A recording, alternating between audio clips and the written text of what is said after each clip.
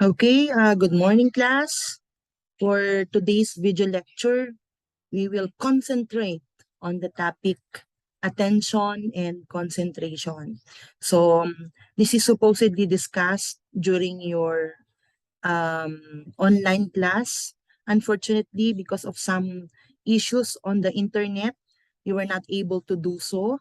So I just thought of coming up with this video lecture instead, so that anytime or anywhere you could just download it or watch it for your reference.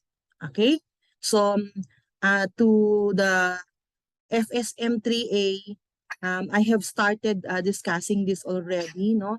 But anyway, I would still give you a recap, or perhaps we go back on those concepts that we already discussed, no? So that um, there would be spontaneity, of the lecture. Okay? So the first thing that we have to look into would be the definition of these concepts, how similar or how different they are. And we also would proceed onto the types. Okay? And then there will be part of this lecture that would also talk about the theories, and then later on the strategies. Okay? So um, ours would be pure lecture.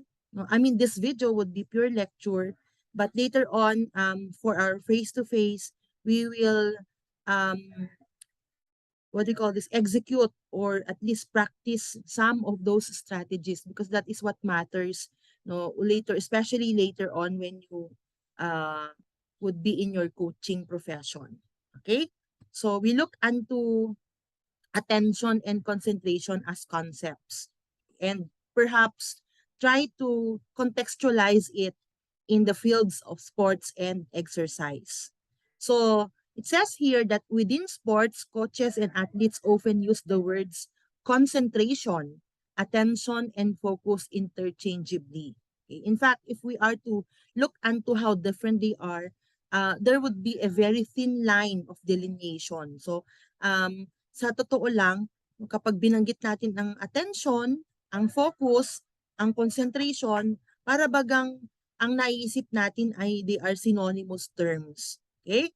So, well, probably because they are interconnected concepts or processes. So, to effectively utilize these tools, it may be helpful to define each term. Okay? So, a definition here of concentration by Vernacchia says that concentration is simply the ability to perform with a clear and present focus. Okay? So, uh, what then is focus? Focus has been defined as the central point of one's attention. Okay? So, at the moment, the camera is focusing on me. Okay? And most probably, if we if you are to understand, if your goal is to understand this lecture, you don't only attend, no, or focus your attention to me, but you concentrate the whole duration of the lecture so that you could get what I would want to explain. Okay? So attention, on the other hand, is simply what an individual is observing. So, kumbaga parang before you can concentrate into something, no, you first have to focus yourself. You turn yourself, no, literally siguro, you turn yourself onto that thing or focus your senses. Pwedeng sense of sight, tingnan mo, mingmingam. Pwedeng sense of hearing. Ah, 'di ba kapag nag-eavesdrop ka, alam mo 'yon, kapag nakikinig ka sa usapan ng iba, no? Ito ay na-explain doon sa spotlight theory. Pag nag-eavesdrop ka, no, ang ginagawa mo is you focus, you pay attention to what others are talking about. And then, if it's a dialogue, perhaps, no, if you wanted to really understand or know the detail nung pinag-uusapan ng iba, no, you concentrate. Okay?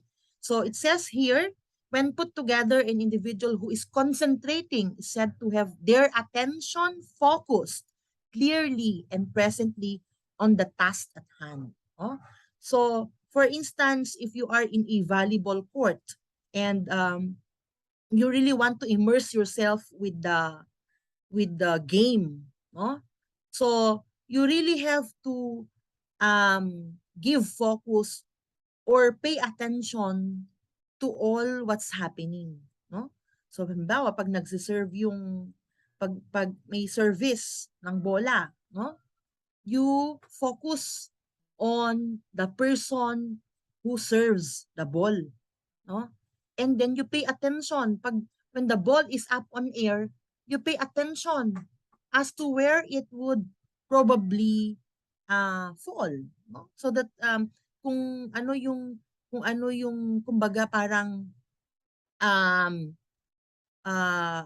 ano bang tawag nun, function mo kung ikaw ba ay ano bang mga tawag doon sa mga um spots nyo doon sa volleyball, no? Ano bang I'm not so acquainted kasi of the terms in volleyball. But definitely, what you will do is to pay attention and if you know that the ball would fall onto you or sa'yo babagsak yung bola, no?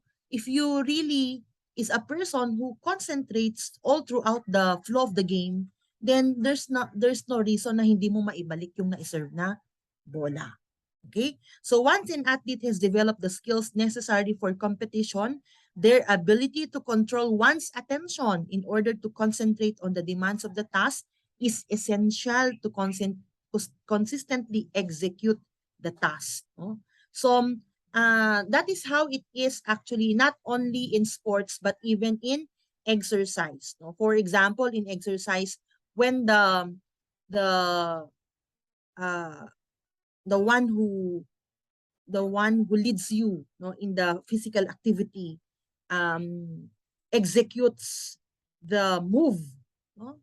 So kung anong klaseng move yan, kung hands up on the air or kung squat ba yan or whatever, no? You could easily follow the instruction if what? If you actually pay attention, you give your focus, and you concentrate on the task. Okay? So, there is a very thin delineation. Kumbaga parang very synonymous talaga ang terms na to. No? So, attention gives direction to our thinking and behaviors. No? When you are really paying attention and to something, for example, this discussion, no, you really would direct yourself of what? Listening attentively. Kaya nga siguro sinasabi nila, listen attentively. When the teacher says, listen attentively, hindi ba nakakatch yung attention natin? At talagang we direct our attention to the teacher. Okay. Concentration, on the other hand, helps us keep our attention focused on what we need to be doing to reach our goals. So para kumbaga, kung siguro ang titingnan natin ay yung pacing, what really holds you or keeps the attention, sustains the attention is the process of concentration. So kumbaga parang sa isang 1.5 hour na klase katulad ng klase natin, no? If you pay attention the whole duration, sige nga tanungin ko nga kayo, doon sa 1.5 hour na klase natin, the whole duration ba ng 1.5 hour na yun you concentrate? O yan, syempre kayo lang makakasagot doon, no? But there are instances that we pay attention, especially if we are interested to what the teacher says, especially if we can relate to what the teacher says, we direct our attention, di ba? We direct our attention, no? But what sustains, when the attention is sustained, ibig sabihin, talagang para kang, alam nyo yung horse, di ba yung mga kabayo, ano sila, tunnel vision sila, di ba? Natatakpan yung kanilang mata. Bakit? Kasi para makakonsentrate sila doon sa direksyon na kung saan sila dapat pumunta, no? Kasi ang ano kasi ang mga kabayo, peripheral vision yung mga yan, madali silang madistract sa kanilang mga side sights, no? So kaya naka-tunnel vision sila, kaya tinatakpan nila yung kanilang mga mata. Bakit? No? As I mentioned, so that they could concentrate on the goal as to where they are supposed to go. Okay, o kayo ba? Ganun din ba ang ano nyo, ang konteksto nyo, no? Do you also not only pay attention but concentrate, no? Because concentration is what holds you unto the task, no? So that if the task is for about 1.5 hours, the whole duration of that activity or of that task of that game, for example, no? Kung ilang rounds ba yan, kung ilang ano ba tawag doon sa basketball, no? Um, kung ilang games, kung ilang game ba yan, no? The whole duration ba ng game um, naka-immerse ka doon sa game, naka-concentrate ka doon sa game, no?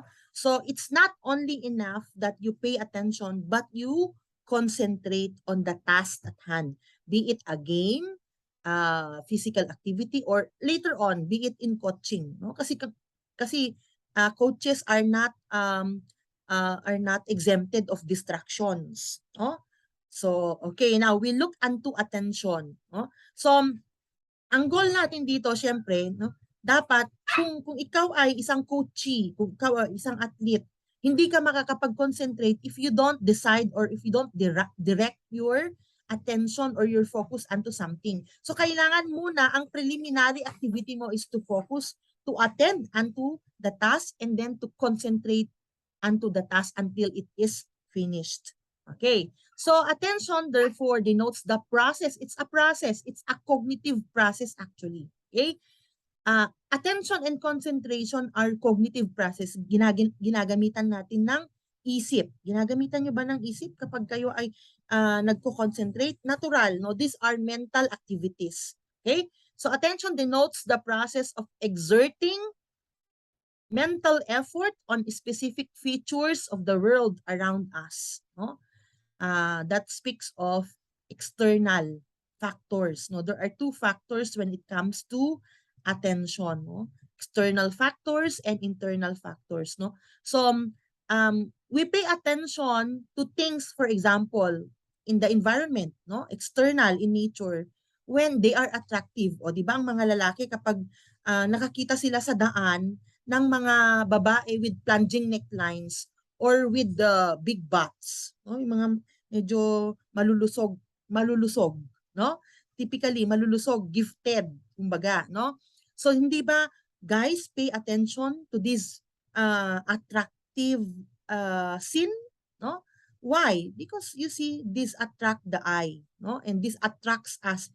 This actually catches our attention, no? So not only in external factors do our attention what do you call this, are affected, no? But also in the internal factors. So those that are within us, our thoughts and our feelings, for example, tingnan ninyo, kapag kayo ay demotivated, yung parang hindi kayo inspired makinig, no? 'Di ba may mga pagkakataon ba na pumapasok kayo na parang lutang, no? Nandun kayo physically sa klase pero mentally absent kayo. Bakit? Siguro napuyat kayo kagabi kasi nag-away kayo ng jowa nyo, no? Or hindi kayo binasted kayo ng manliligaw nyo, no? Those are context within us, no? Which affect our ability to pay attention and to things. And eventually, this also affect our level of concentration. Okay? So attention therefore is an ability, no, of an athlete to keep on a certain task. No? So when we direct our attention or our focus onto a certain task, for example, when we are on a game, no? When we direct our focus onto that, no, that speaks of attention. Attention involves focusing mental effort on relevant environmental cues, no, and on maintaining that attention. When attention is maintained, that is where concentration comes in. So attention, like concentration, is also a cognitive process whereby you direct and maintain awareness, no, of stimuli. What are stimuli? Kasi merong words dito na stimuli. Around us, sa paligid natin ay mga stimuli, no? Stimuli are anything that evokes a response. No? So what we hear, what we see, what we sense, no, what we feel, what we taste, no? Basically lahat ng dumadaan sa ating senses, no, ay masasabi nating stimuli, no? Especially if these experiences, sensory experiences evoke a response or make us respond. Halimbawa, ako ay nagsasalita ngayon, no? Naririnig ninyo yung boses ko.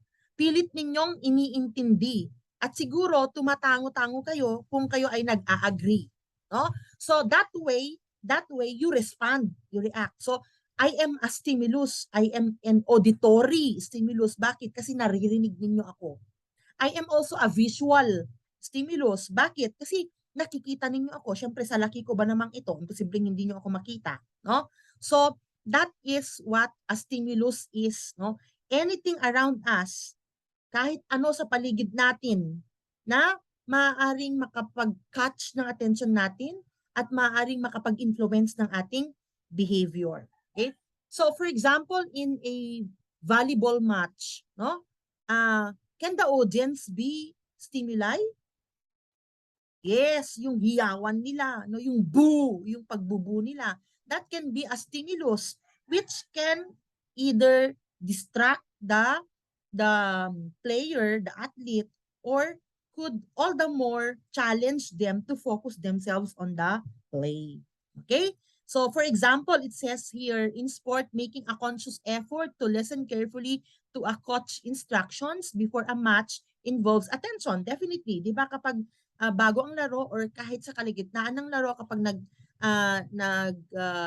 ang tawag doon, yung nag-time out ang isang coach kasi siguro gusto niyang i-redirect yung focus ng kanyang mga athletes o mga players, no? Hindi ba nakikinig tayo, no? Nakikinig tayo at hindi tayo basta-bastang nakikinig lang. We actually pay our attention unto the instruction of the coach, no? So those are concrete examples. Now, attention can be broad or narrow, internal or external. So this framework is based on Niederfer's theory, no? So pag-uusapan natin later on when we reach the slide to which we will discuss ways of or approaches of measuring attention and concentration. Pag-uusapan natin yung test na ginawa ni Robert Niederfer, no? But anyway, there are types of attention, and attention can either be internal or external, broad or narrow, no? So when we say attention as something internal, we pay attention to what's happening within us. Hindi ba kapag ikaw ay alone, nag-iisip, ginagawa nyo ba yan? Nagre-reflect kayo? No? Do you also pay attention to what yourself says to you or to what's on your mind? No? If yes, that is what we call internal attention. But we try to look into how it is defined here. So when athletes are focused inward, no?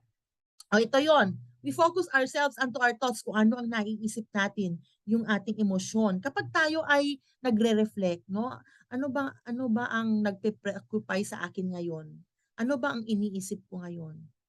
Iniisip ko yung ulam namin mamayang lunch, no?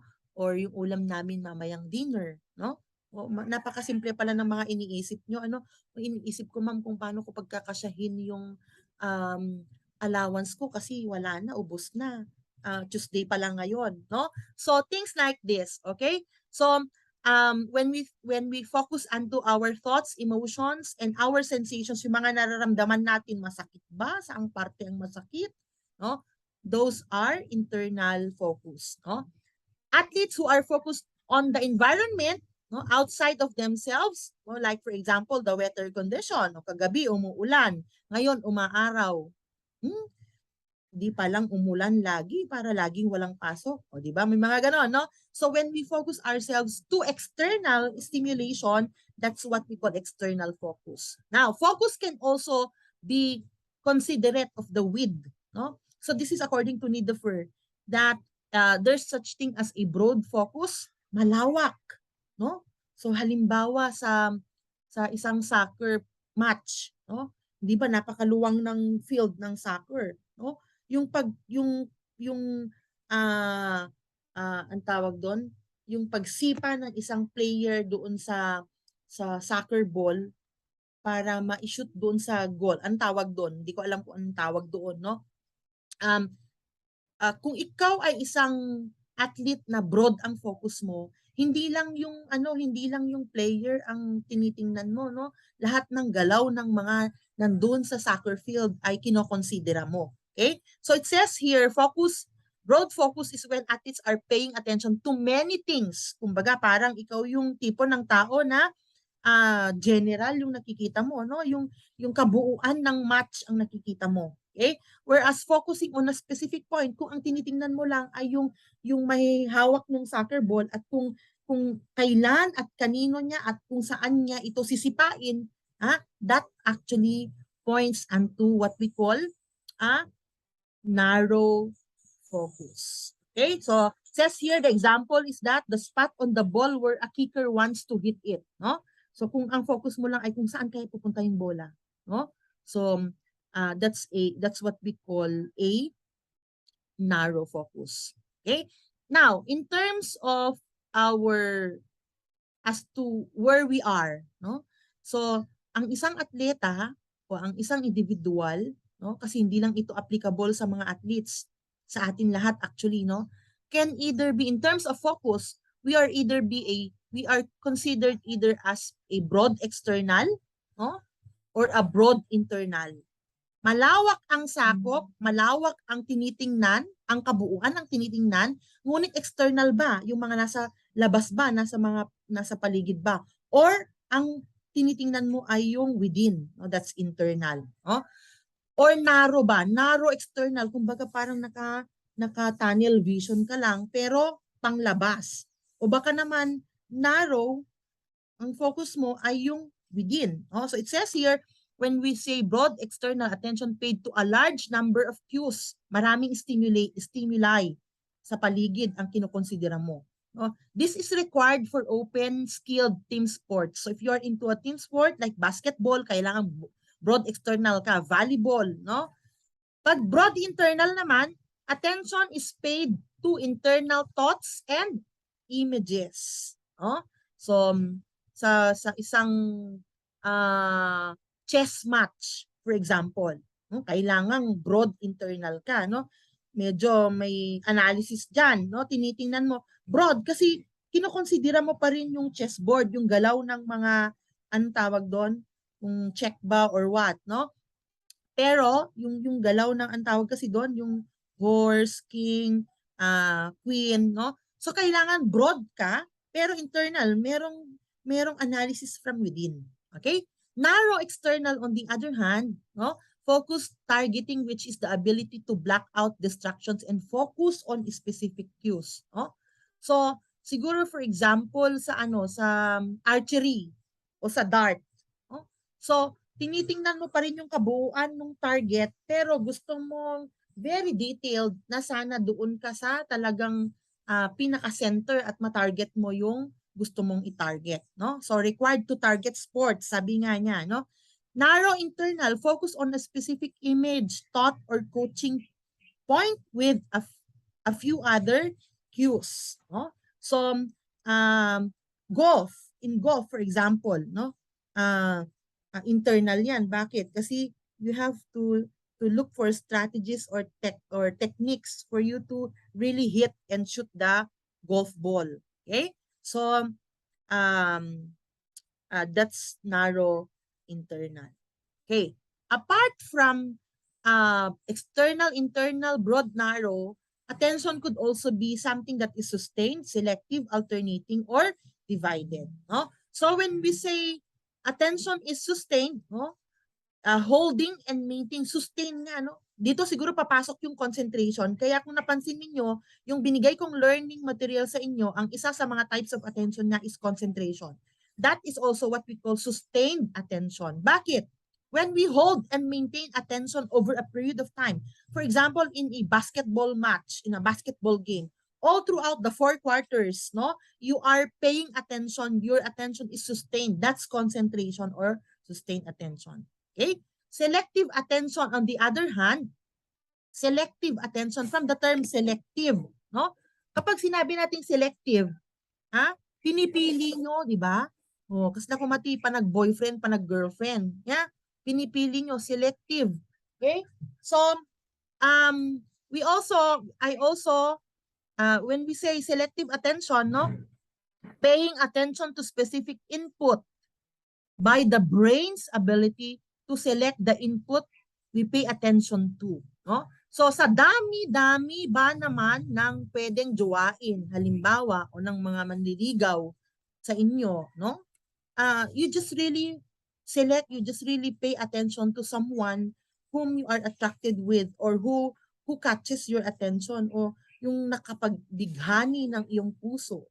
O ganun yon, no? So consciously or unconsciously, we're able to select the input which is most important, no? So if we decided, no, once we decided actually to whom to pay attention to, no, halimbawa ngayon, ako, malamang hindi lang ako ang sound na naririnig niyo, ang nagsasalita na naririnig ninyo, ngunit siguro kung nagpagdesisyonan ninyo that you pay attention to me, no,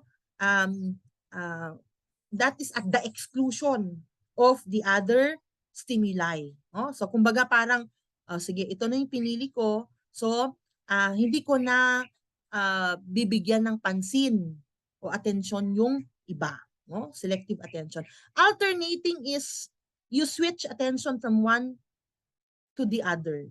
Oh, ganyan yung ginagawa ng guys, di ba? Kung sa dami ng kanilang nililigawan, no? Pang Monday, pang Tuesday, we alternate. No? Mayroon kang parang kumbaga reserve, no? So the ability to switch or immediately transfer focus. Actually, hindi ko nga masasabing focus ka kung alternating yung attention mo. Pero that is still a type of attention.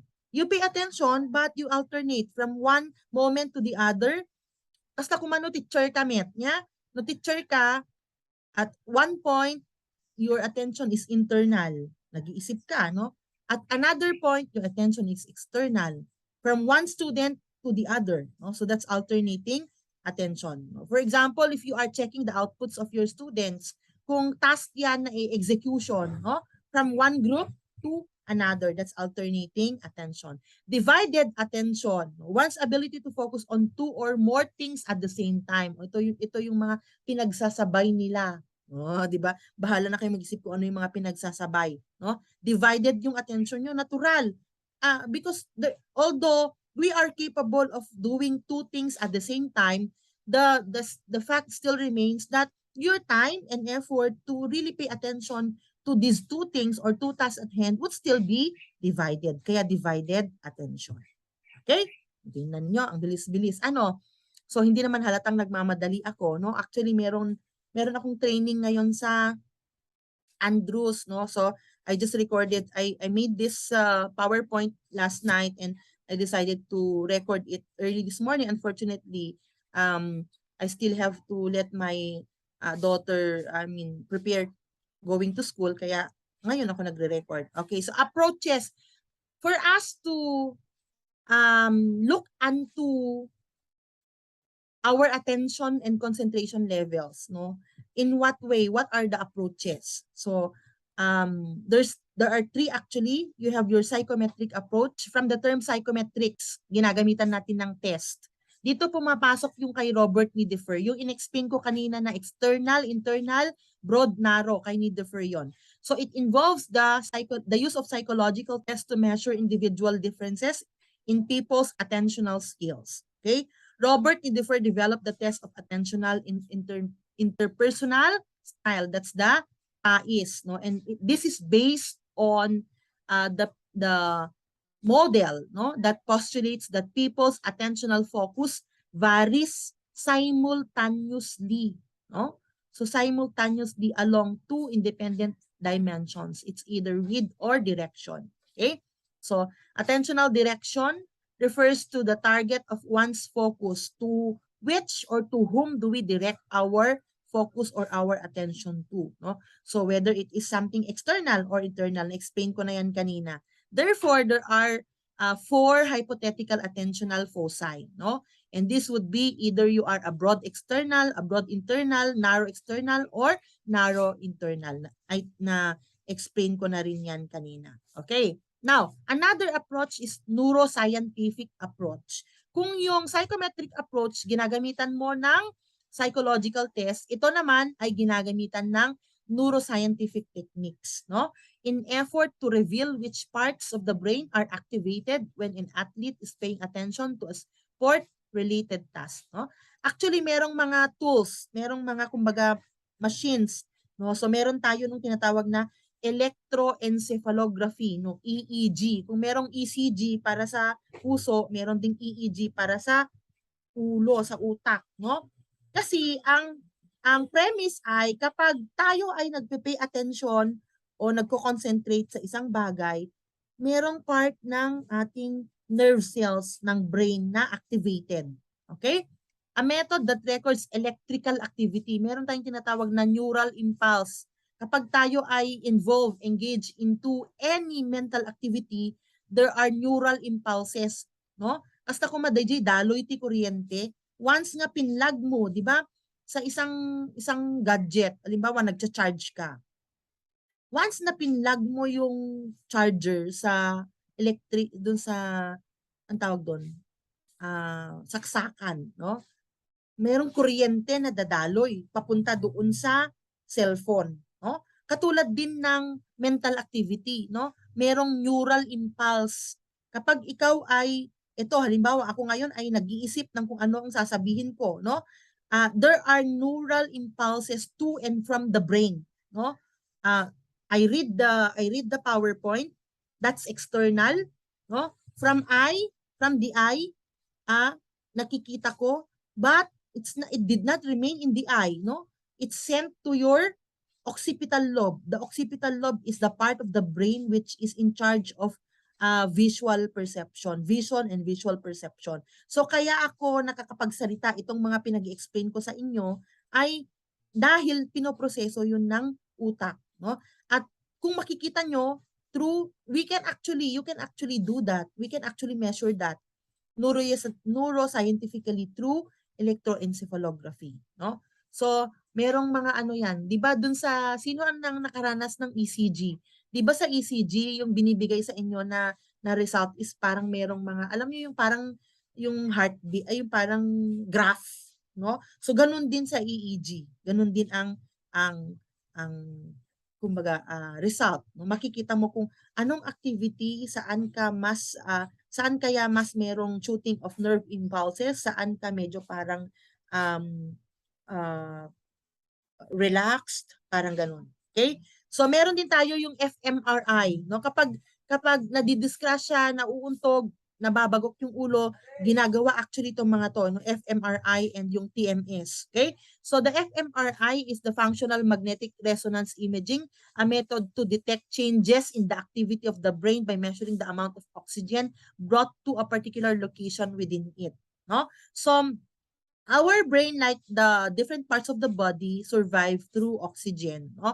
So, definitely, kaya nga kapag merong concussions in the brain, kapag may vehicular accident at merong brain concussion, tinitingnan, di ba? Yung parang pinapasok ka sa machine, tapos tinitingnan yung cranial, kung merong bang tawag dito, kung meron bang mga nabagok, meron bang mga part na damage, no? That's through the fMRI. Okay?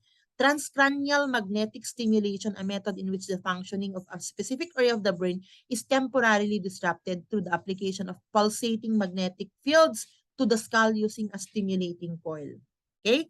So these are the neuroscientific approach. We also have the experimental approach. What about the experimental approach? So it involves testing people's ability to perform 2 or more tasks at the same time. So ito yung tinatawag na dual task paradigm, no? Kung kaya mo ba they subject you to an experiment. Kaya nga siya experimental approach. So, kaya mo bang gaano ka kabilis at ka-efficient gawin ang dalawang bagay at the same time, no? So there will be a simulation of activity papagawa sa iyo, then i-measure nila yung pacing nyo, yung bilis nyo, at saka yung efficiency, yung quality, kung wala bang kumbaga, wala bang dehado pa rin? Kumbaga parang efficient ka pa rin in doing the task at the same time. So this is based on the capacity theory of attention. We will discuss the theories afterwards, which investigates how well people can divide their attention between two concurrent tasks like reading and listening to music. Do you do that when you review? Are you the type of person that when you review, you don't want any other distractions kasi focused ka, isa lang ang kayang iproseso ng, kumbaga, spotlight theory yun. You just focus onto one thing, one task at one time, no? Pero meron kasi yung dual taskers, multitaskers pa nga yung iba, di ba? Alam niyo yon, yung habang ikaw ay nagwe-webinar, di ba? Uso yon sa mga teachers, no?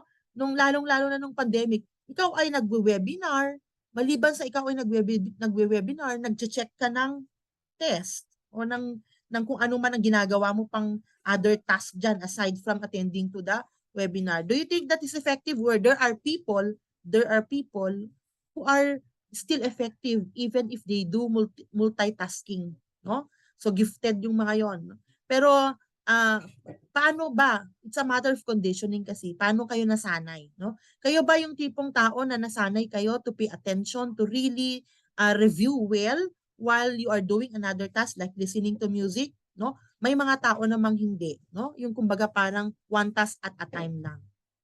Okay, now this now leads us to the theories, no? Theories. Okay. So there are three theories here, no? Which helps us explain about how do we pay attention or how do we concentrate. We have your filter theory by Donald Broadbent, the capacity theory by Daniel Kahneman, and the spotlight theory by Michael Posner. These are all in your handout, yung binigay ko sa inyo. Basahin ninyo, guys. Ha? So, yung kay Broadbent, no? Ano lang, very simple lang yung sinasabi niya. Kumbaga parang from the term itself, filter, no? Hindi lahat ng stimulus, imagine nyo na lang kung lahat ng stimulus sa paligid natin we pay attention.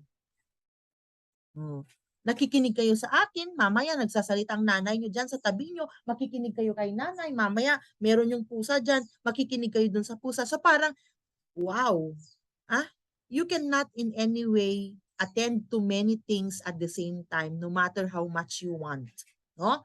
So fini-filter natin, hindi lahat ng stimulus ay binibigyan natin ng pansin. Kumbaga may bottleneck. Alam nyo yung bote, di ba kapag have you tried looking and siguro literal kasi na explanation yun kung yun ang ano natin. Pero ang point ko lang dyan ay we filter stimuli. Not all stimuli around us or even within us, we focus on to. Meron lang tayong, depende siguro sa motive natin kung ano ba ang goal natin, no? Ano ba ang nakakapag-attract sa atin o nakakatch ng attention natin, no? So at times it depends upon these factors, no, as to which stimulus do we respond, no? Kaya nga sabi diyan, okay, so there is this attended and unattended message, no? So it is processed by our senses, sensory experiences yan. And then parang merong filter ang isip natin na sinasala niya.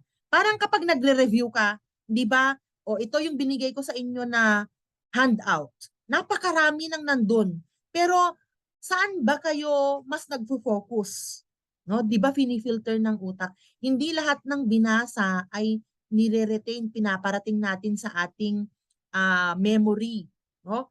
Lalong-lalo na sa ating working memory, no? Kasi usually sensory memory pa lang hindi na siya nakapasok, no? Alam niyo ba yung sensory memory? Yung ating mga senses kasi diyan unang nagsisimula. Pag nagbasa ka, 'di ba? Paano ba? 'Di ba the eye spots where it wanted to attend to, no? So sa dami ng binasa mo, saan kaya mas nag-focus si eye, no? So fini-filter na natin sa senses pa lang. Parang sa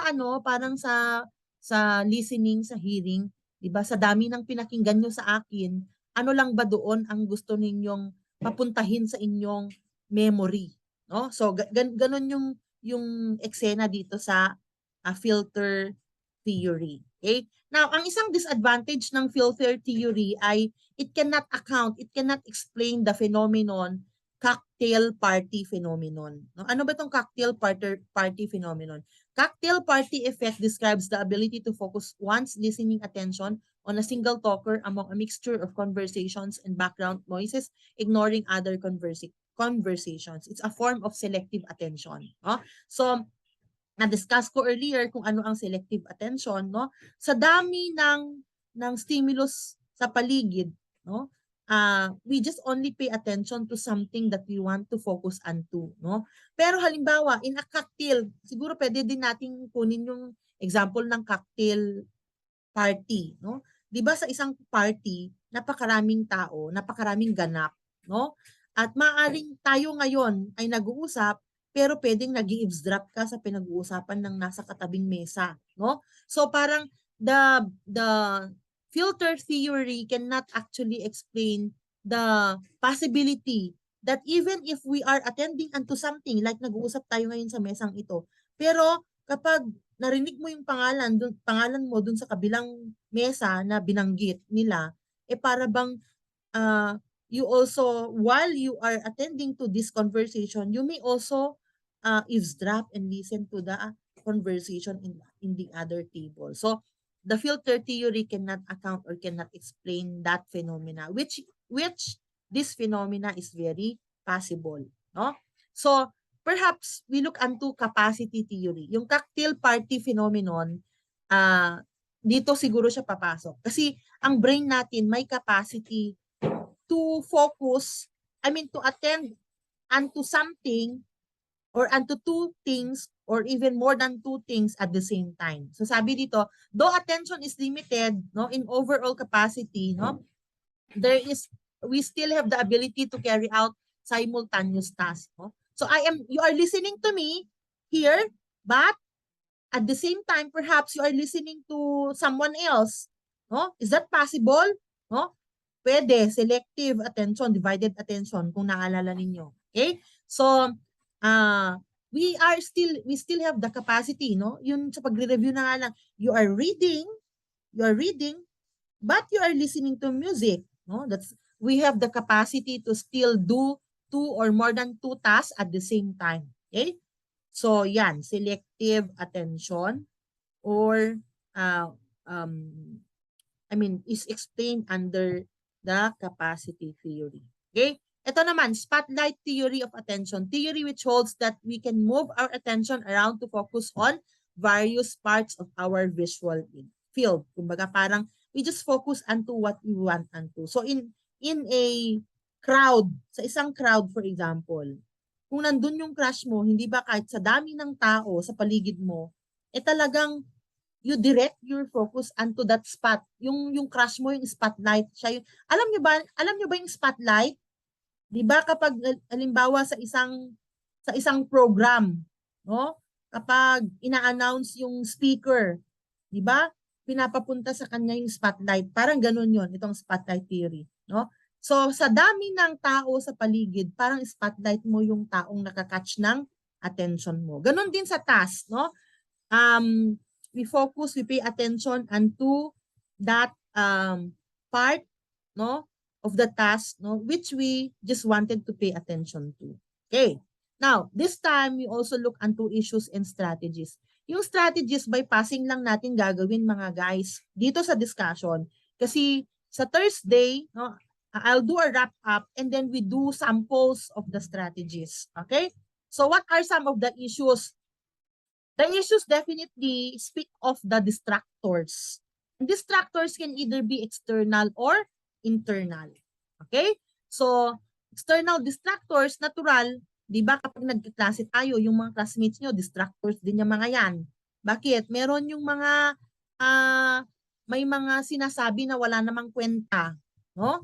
Papansin. No? Okay. External distractors, sa gymnasium, nasubukan nyo nang magklase sa gymnasium, dun sa mga rooms na nasa gymnasium, pag nagkaklase ang teacher na may program, naku, Ewan ko na lang kung meron pa kayong, kung marinig pa ninyo yung teacher ninyo. Okay, those are external distractors. Now, distractors are not only external, there can also be internal distractors. Actually, ito yung mga mas mahirap kalabanin. Kasi kahit gaano kagaling si teacher, kung internally distracted yung estudyante, wala siyang motivation to listen at talagang hindi siya magli-listen. Bakit? Siguro kasi preoccupied siya, no? Because of fatigue and because of some emotional issues. Okay. Now, okay. So siguro bypassing din lang natin ito gagawin kasi pag diniscuss natin si arousal, meron kasi tayong topic na arousal, no? Papasok itong mga theories na to, no? These are at the same time arousal theories. Okay? So,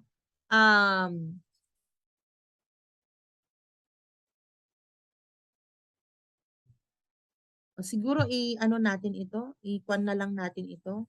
Medyo i-skip natin, no? Kasi para doon natin siya i-explain sa arousal theories. No? Okay. Yan. So, attentional theories, I think nabanggit ko yan kanina. Okay. So, these are practical ways on how we can maintain, if not increase, our level of concentration and attention, or at least control. No? So, sabi dito, focus on controllables versus uncontrollables. You see, the noise around us, the context, ang environment na andyan tayo, halimbawa pag nag-online class tayo, yung tunog ng tubig sa gripo, yung tunog ng tricycle, natatawa yung nanay ko kasi habang nagkaklase ako, naglalaba siya at nagpapaano ng tubig. Eh, di ba? Ewan ko kung naririnig niyo yung flow ng tubig. Pero ito yung mga bagay na hindi natin makontrol. Di ba? Lalong-lalo na yung 2 years na tayo nag-online class lang. Habang nag-online class, naalala ko, merong isang nanay na nagagalit sa anak. O kininam nga ubing, kuna na jay background. Ne, o kininam ka no, kunakpay. Ta, nangyeg ko. Ito yung paligid natin, hindi natin makontrol. So these are part of the uncontrollables. Kung meron man tayong dapat makontrol, those are that which are within, no, internal. Okay? So you choose which do you want to focus on, the controllables or onto the uncontrollables. Okay? Then you could also have simulation training, no? Siguro subukan niyo ito, no? Sa isang eksena, for example, yan, sabi niya, place the athlete in real life scenarios during practice in order to simulate, no? So, I think you do that in your physical training, no? You do actual playing of the game so that you could, hindi lang ninyo makapa yung court, kundi magkakaroon din kayo ng perspective kung paano yung flow ng laro. At para mapaghandaan ninyo kung ano yung possible na mga tactics nyo. Distraction drills, no? Identify the distractors and you know how to shift away from these distractors. Concentration cues, no? You take a list of the positive focus cues, no? So we will do these things, lalong-lalo na pagdating natin sa cognitive strategies. We do self-talk, we do imagery, we do briefing techniques, because these are parts of, yan, yung mindful breathing. These are also strategies. Imagery techniques, take a digital break, no? Kasi masyado tayong preoccupied, masyado tayong nakafocus lang sa ating mga gadgets, no? Kaya kung minsan, yun na yung kinokondisyon natin. Tingnan ninyo, di ba? Mas habang siguro ako yung nag-explain dito, baka you are holding your gadgets with you, you are doing other things. Kahit nga pag nagkaklase, alam nyo yun, napaka-insensitive ng mga bata ngayon, no? Yung kahit na anong galing siguro ng teacher, habang nagkaklase, meron nagsiselfie. Ewan ko kung sa akin lang nila ginagawa yun, kasi siguro masyado akong lenient, no? But anyway, we will do a wrap up of this anyway next meeting. Okay? So siguro yun lang, at only a 30-minute of the video, I mean of this video lecture, no? And next meeting I'll do a wrap up and then we will practice the strategies. Okay? Your midterms will cover this, no? Kasama ito sa inyong midterms. Tapos ko nang ginawa yung midterm exam nyo. So more I mean, all MCQ, multiple choice questions. Okay? O sige, I'll see you on Thursday. Thank you.